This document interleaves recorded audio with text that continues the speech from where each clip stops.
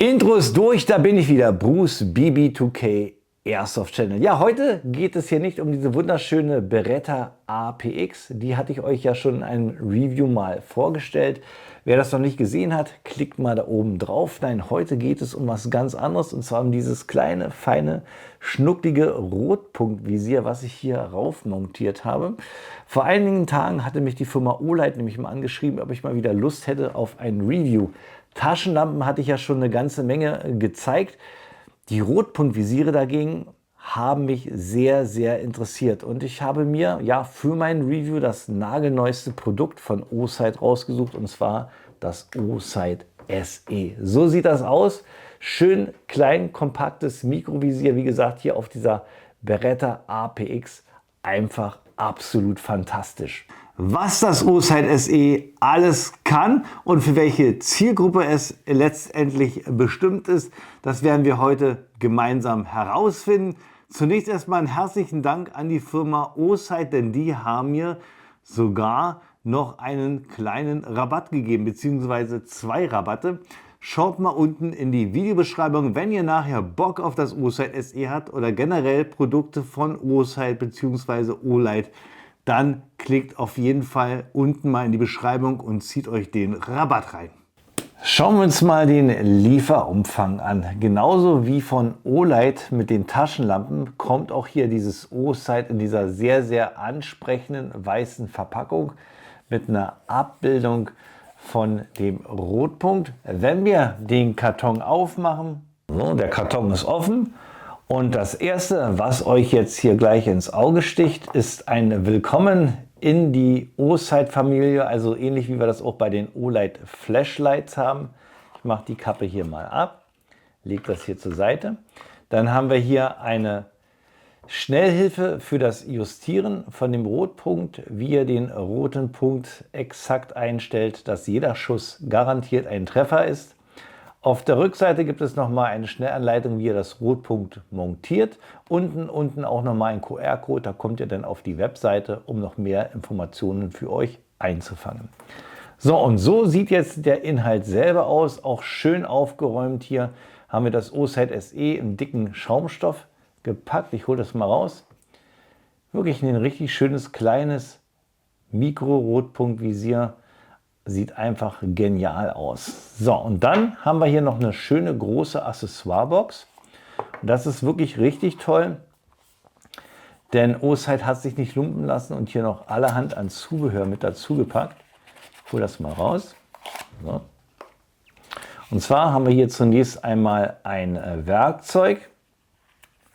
Da haben wir hier einmal Stern und Schlitz, sodass ihr euer Rotpunkt montieren könnt, justieren könnt und auch das Batteriefach aufschrauben könnt zum Wechseln. Dann haben wir hier nochmal 2 Ersatzschrauben für das Batteriefach. Falls ihr diese verliert, habt ihr hier nochmal 2-mal Ersatz.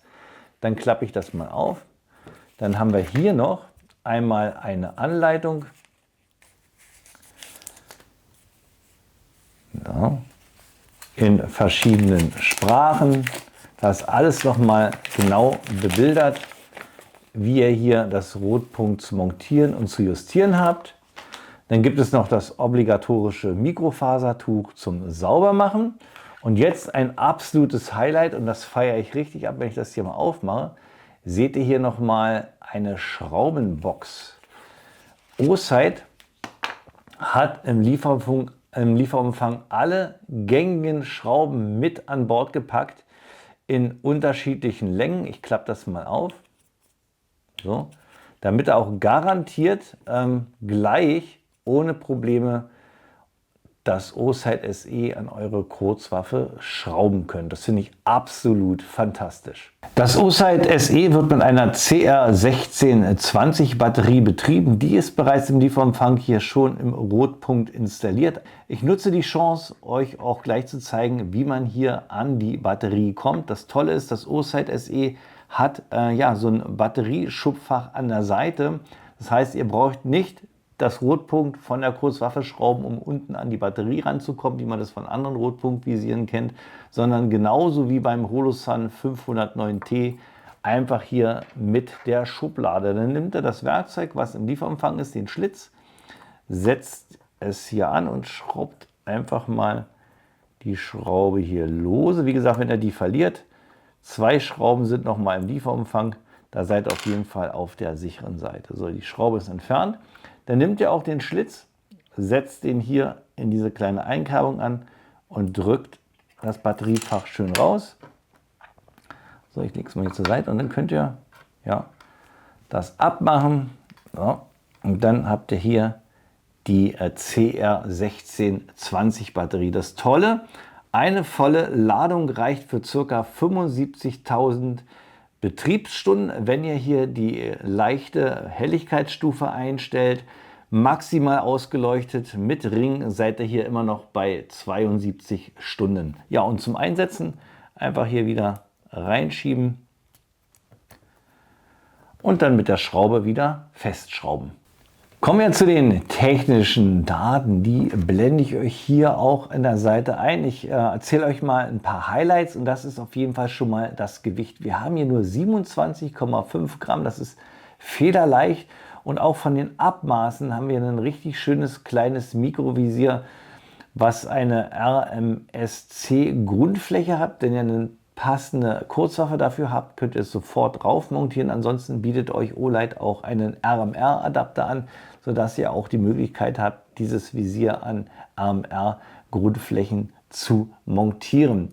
Wir haben hier, der ganze Körper ist hier aus 70-75 Aluminium, Flugzeugaluminium gefertigt. Das heißt, es ist sehr robust. Ja, wenn das hier mal runterfällt oder wenn ihr irgendwo gegenkommt mit dem Rotpunkt, geht das nicht gleich kaputt. Dazu haben wir auch noch eine geschlossene Bauform, sodass diese ganze Elektronik, der ganze Emitter geschützt ist gegen Feuchtigkeit und Stöße. Das heißt, wenn ihr hier einmal was justiert habt, verstellt euch das Ganze nicht.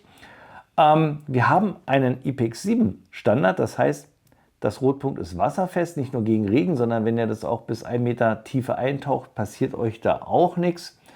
Das Fenster hat eine Größe von 21 mm x 14 mm. Wir haben hier einen ganz dünnen Rahmen, sodass ihr hier auch, egal bei welchem Augenabstand, immer eine schöne flexible Anvisierung habt und das Ganze auch noch parallaxefrei.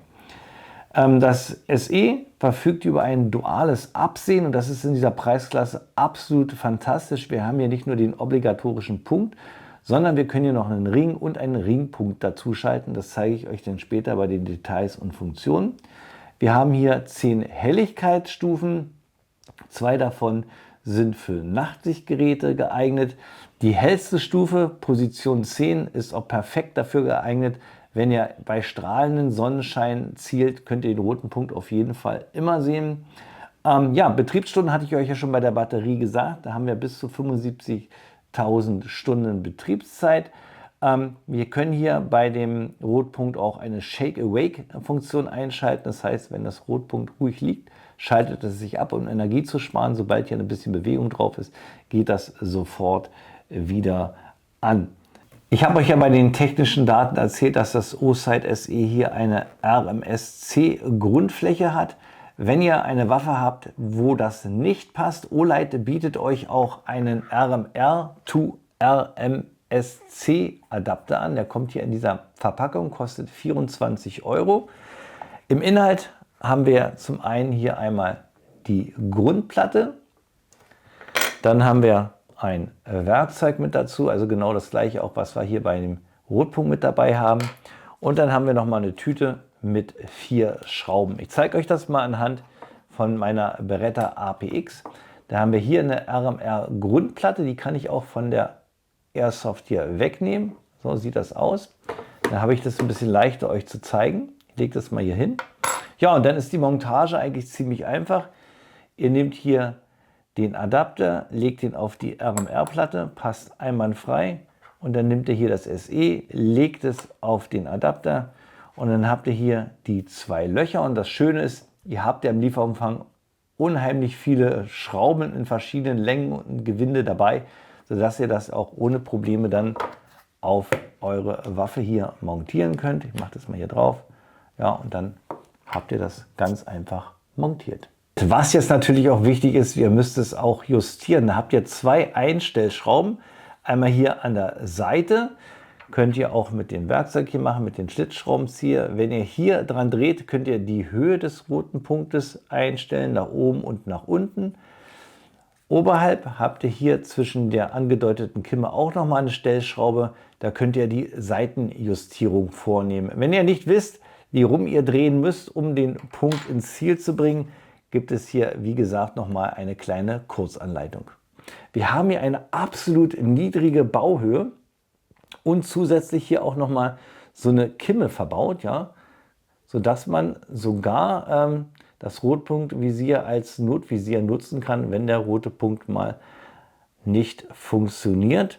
Des Weiteren haben wir hier eine parallaxefreie und unbegrenzte Augenabstand, sodass wir hier ein flexibles Anvisieren aus jeder Position haben. Kommen wir zur Bedienung. Dazu wechseln wir gleich mal in eine andere Perspektive. Nur erstmal so aus der Sicht. Wir haben hier auf der linken Seite zwei Knöpfe, einmal Plus und Minus. Damit kann man eine ganze Menge machen.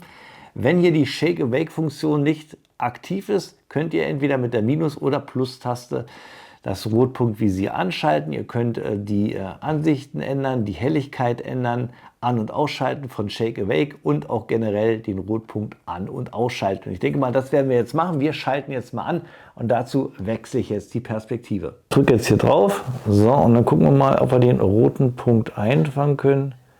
Jetzt ist er ziemlich grob und unscharf. Ich versuche mal jetzt das Ganze zu fokussieren. Vielleicht ein Stückchen zu hell. Wenn ihr die Helligkeit justieren wollt, könnt ihr hier mit der Minustaste das Ganze etwas runterregeln. So, ich denke mal, jetzt sehen wir hier einen schönen roten Punkt. Ihr habt, wie gesagt, 10 Helligkeitsstufen. Stufe 1 und 2 ist für Nachtsichtgeräte. Wenn ich da was habe, dann zeige ich euch das mal rein als Videomaterial. Ja, und dann könnt ihr bis zu Stufe 10 gehen. Das mache ich mal. Ich gehe jetzt mal auf Plus. Und wenn ihr die hellste Stufe erreicht habt, dann blinkt das Rotpunkt einmal auf. Ja, ihr seht, mehr kann ich jetzt nicht machen. Ich gehe wieder zurück mit Minus, bis wir so einigermaßen einen Punkt haben, den wir gut sehen können. So. Dann hatte ich euch gesagt, man kann hier auch die Ansicht verstellen. Wir haben jetzt hier einen 2 MOA-Punkt. Wenn ihr den Ring haben wollt, drückt ihr die Minustaste und lässt diese gedrückt. Dann wird das Ganze jetzt gleich umspringen auf Ring. Ring mit Punkt, dann wieder Punkt. Und wenn ihr das habt, was ihr haben wollt, dann lässt ihr einfach los. Ich lasse es jetzt hier mal bei dem Ring mit dem Punkt. Das ist natürlich absolut fantastisch. Hier haben wir 32 MOA. Wenn ihr ein bewegtes Ziel habt, was ziemlich weit entfernt ist, könnt ihr hier mit dem Ring das Ziel schnell erfassen und schießen. Und der Punkt in der Mitte ist natürlich dann auch perfekt. Wenn ihr Zeit habt, um präzise zu schießen, dann nutzt ihr den Punkt. Ja, gucken wir mal weiter. Jetzt ist ja zurzeit nicht die Shake-Awake-Funktion aktiv. Das heißt, das Rotpunkt leuchtet jetzt so lange, bis ich es ausmache. Möchte ich das Shake-Awake haben, drücke ich zweimal die Minustaste und halte sie gedrückt. Dann wird es gleich blinken.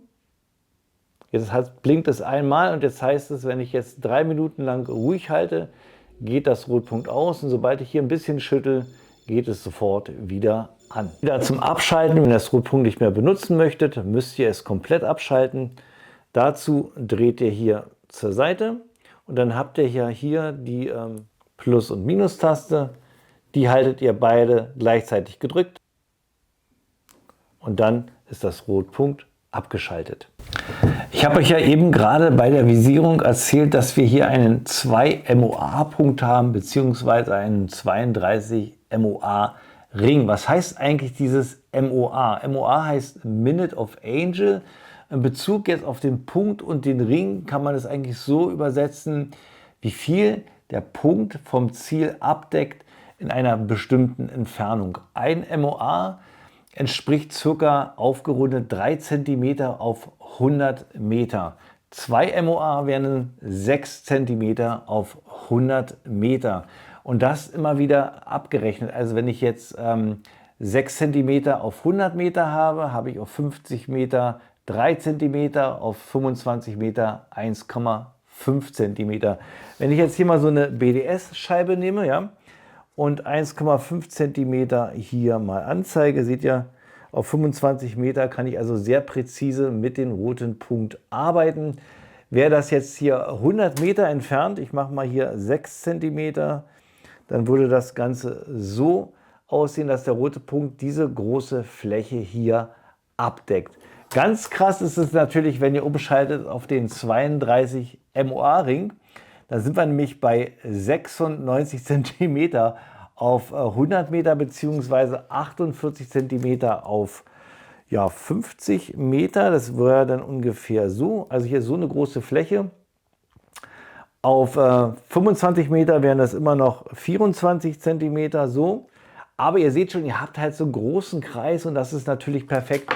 Wenn ihr ein Ziel in der Bewegung habt, auf einer weiten Entfernung, könnt ihr ganz schnell das Ziel einkreisen, wortwörtlich, und abdrücken.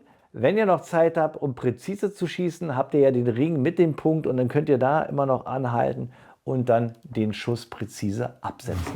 Ich denke mal, bevor ich zum Schluss komme, Fazit, Kaufempfehlung, machen wir noch so einen kleinen Vergleich zwischen den Osite SE und den Holosun 509T.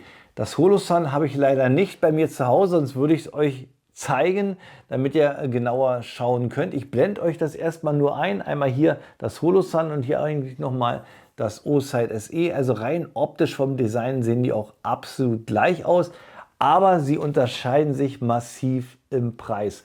Das Holosun 509T kostet 425 € und das Osite SE nur 240 €. Ich habe hier mal eine kleine Tabelle, die blende ich euch mal ein, damit ihr die groben Unterschiede sehen könnt. Preis haben wir ja schon abgehandelt. Dann haben wir ja auch ein unterschiedliches Gewicht. Das Holosun wiegt 48,8 Gramm gegenüber 27,5. Von den Abmaßen sind sie sogar einigermaßen gleich. Dann hat das Holosun eine bessere Schutzklasse, IP67. Das heißt, es ist nicht nur wassergeschützt, sondern auch staubgeschützt. Das Gehäuse von dem Holosun besteht aus stabilen Titan. Also das ist nicht nur für den Sportschützenbereich, sondern auch für extreme behördliche und militärische Vorgänge mit der Waffe. Da geht euch garantiert nichts kaputt. Dann haben wir aber als Besonderheit, dass das Holosun hier auch noch ein Solarpanel hat. Das heißt, wenn hier die Batterie mal ausfällt, könnt ihr auch bei Tageslicht damit arbeiten. Von den Betriebsstunden auch so ähnlich, 75.000 Stunden beim SE bzw. 50.000 Stunden beim Holosun. Ich denke mal, das ist dem geschuldet mit der Abschaltautomatik von 10 Minuten gegenüber 3 Minuten. Ansonsten kann man sehen, Holosun legt noch mal ein bisschen mehr Wert auf Robustheit und auf noch zusätzliche Features. Das spiegelt sich natürlich auch im Preis wider. Was man sich nehmen sollte, ob man sich nur einen Osite SE holt oder doch einen Holosun 509. Ich denke mal, durch die Tabelle könnt ihr es jetzt auch selber entscheiden. Und da sind wir genau, glaube ich, am richtigen Zeitpunkt angekommen, um ein Fazit und eine Kaufempfehlung zu machen. Das Review ist zu Ende. Fazit, Kaufempfehlung. Die Zielgruppe konnten wir klar identifizieren. Ja, das ist auf jeden Fall was für den Realzielbereich, für den Jäger und den Sportschützen. Dank des dualen Absehens ist wirklich für beide Zielgruppen etwas dabei. Der Jäger wird sich eher mehr auf den Ring konzentrieren, damit er sein Ziel schnell in der Entfernung erfassen kann. Der Punkt ist perfekt für den Sportschützen, um einen schönen, sauberen, präzisen Schuss abzugeben. Die Kombination Ausregung, Punkt, ja, ist für beide sehr gut.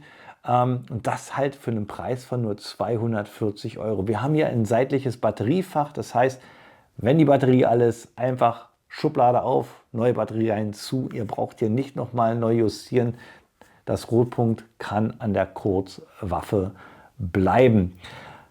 Wir haben ein schönes großes Fenster mit einem schmalen Rahmen, sodass ihr nicht nur das Ziel gut im Fokus habt, sondern auch die Umgebung. Das finde ich auch gar nicht schlecht. Wir haben hier eine parallaxefreie Ansicht. Auch aus jeder Entfernung könnt ihr ganz klar den roten Punkt identifizieren. Das ist sehr gut gemacht. Wir haben die Shake-Awake-Funktion. Das heißt, ja, ihr könnt Batterie sparen und sobald ihr die Waffe in den Anschlag nimmt, schaltet sich das Rotpunkt wieder an. Könnt ihr auch deaktivieren, finde ich gut. Wir haben 10 Helligkeitsstufen, davon 2 für Nachtsichtfunktion. Okay, das ist für uns jetzt als Sportschütze nicht so interessant, für den Jäger wieder eine schöne Sache. Dann haben wir die Möglichkeit, wenn das Rotpunktvisier mal ausfallen sollte, hier über diese Notkimme zu visieren. Also es ist wirklich alles an Bord. Also von daher auf jeden Fall für Jäger und Sportschützen geht eine Kaufempfehlung raus. 240 € macht ja nichts falsch. Wer jetzt immer noch mit dem Holosun 509T liebäugelt, kann ich verstehen. Das Holosun ist nochmal mehrere Schippen obendrauf. Allein schon wegen den Titangehäuse haben wir ja was wirklich als Robustes. Da könnt ihr hier die Pistole nehmen und an einem Stein einmal durchladen und euch keine Sorgen machen, dass ihr hier eine Macke oder sowas reinkriegt. Das ist natürlich nochmal wesentlich stabiler. Aber ich denke mal, das ist wirklich mehr was für den Behördeneinsatz oder halt für diejenigen, die wirklich auf megamäßige Qualität stehen. Aber wie gesagt, 425 €, da könnt ihr euch auch glatt 2 SEs von kaufen, ja, und damit 2 Waffen ausstatten. Gut, das war es jetzt von mir gewesen. Einziger Negativpunkt, aber wir sagen Neutralpunkt, den ich vielleicht noch habe: Wir haben hier diese Plus- und Minustasten. Das Ausschalten ist ein bisschen schwergängig, da müsst ihr wirklich ganz dolle drücken. Ansonsten ist die Bedienung wirklich sehr, sehr kinderleicht. Ja, das war es von mir gewesen. Bruce BB2K Airsoft Channel. Ein großer Dank geht nochmal raus an die Firma O-Sight, die mir hier dieses Visier zur Verfügung gestellt hat. Und ich haue es nochmal zum Schluss raus: Den Rabattcode, den ich von O-Sight bekommen habe. Wenn ihr also jetzt ganz heiß drauf seid, dann geht mal unten in die Videobeschreibung und schlagt zu. Eine Frage bleibt noch offen, ne? Wir sind ja hier ein Airsoft-Kanal. Kann man das O-Sight SE auch für eine Airsoft verwenden? Natürlich könnt ihr das machen. Hier die Beretta APX ist auch eine Airsoft und damit kann man natürlich hervorragend arbeiten. Und da braucht ihr euch auf jeden Fall auch null Probleme machen oder null Sorgen machen, dass sich hier durch das GBB irgendwas verstellt. GBB, das ist rein überhaupt nichts gegenüber von Real Steel. Da sind ganz andere Kräfte in Bewegung als bei so einer Airsoft. Von daher, ihr müsst ein bisschen was investieren, aber ihr habt ein zuverlässiges und robustes Rotpunkt dann an eurer Airsoft. Ich würde aber noch dran denken, mir vielleicht noch einen kleinen Schutz hier vorzubauen, denn es wäre schade, wenn ihr eine Bibi reinhaut und euch das Glas etwas demoliert. So, das war das Wort zum Sonntag. Mehr sage ich euch jetzt nicht. Schreibt mal unten gerne eure Kommentare und Anmerkungen, was ihr von dem O-Sight SE haltet. Ich bin sehr, sehr gespannt. Wir sehen uns beim nächsten Review wieder. Bleibt mir noch mein Endspruch, wie immer an dieser Stelle: Wer meinen Kanal noch nicht abonniert hat, klickt mal da oben drauf. Unten gibt es ein weiteres Video von mir. Bleibt mir bis dahin gesund und munter. Wir sehen uns bald wieder. Euer Bruce.